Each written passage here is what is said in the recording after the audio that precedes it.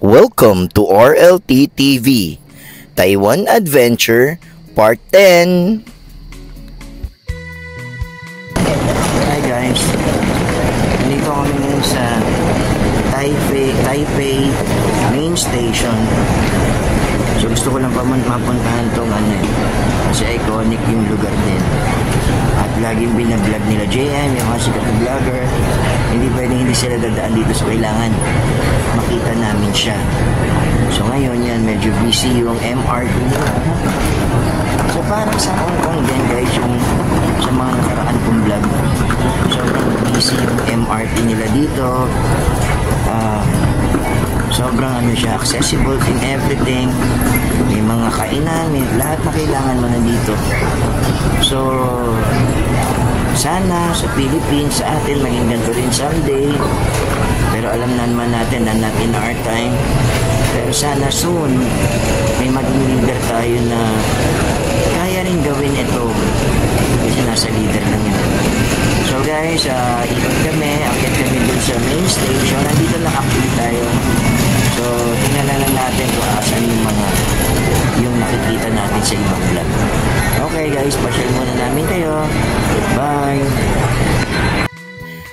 So ayan na nga guys, mag-start na tayo maglakad-lakad at mag-ikot-ikot dito sa ilalim ng MRT ng Taiwan. Yung totoo guys, nasa ilalim na tayo ng Taiwan Taipei Main Station. Ayan, para tayong nasa loob ng mall, di ba? Malamig, maganda, maraming shops, napakaraming tao. Ganyan kaganda ang train station dito guys. Yung subway nila talaga nagpa-function very well. Ayan, no, may mga lockers pa, oh. Alam niyo ba guys, lahat ng station dito may mga for rent na lockers. Hi guys, nasa main station na kami. Ito yung 360 niya. Yan. Yan. Ganda, di ba? Tapos napakataas na ceiling yan. Yan, no? Finally, narating din namin. Alright, pasyal muna kami guys. Finally guys, nandito na tayo sa Taipei Main Station. Yan. Oh. Ganda, di ba? Oh. Oh. Oh. Di ba? Maraming kainan. Oh. Yan yun. Ito yung Taipei Main Station. Isa talaga to sa mga gusto kong puntahan guys nung nag-book kami papunta rito sa Taiwan.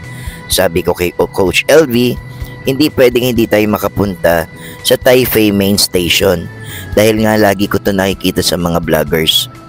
Nakita niyo yung word na yan, ngiti, proud Pinoy, di ba? Sabi mo guys, oh, merong word na ngiti.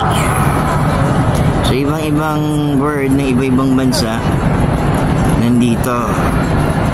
And then syempre proud Pinoy, ngiti. Yan, ganda ng main station nila, di ba?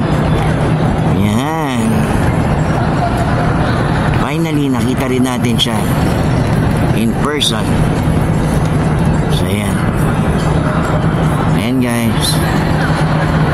Ayan si Coach LB. Ayan, dahil magsi 6 o'clock na, may parang maliit na show tong clock tower nilang to. Ganda guys, oh.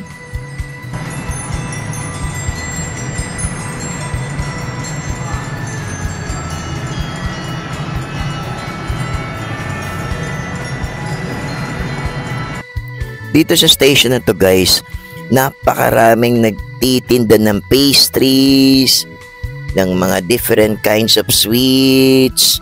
Tapos napansin ko, parang ang dami nila talagang strawberry cake, strawberry pancakes. Mukhang maraming strawberry dito sa Taiwan. Ayan guys, oh. Mukhang ang sasarap, di ba?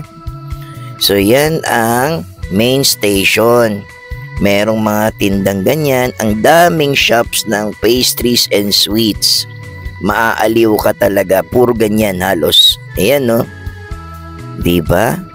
Nakakatakaw mata. Grabe.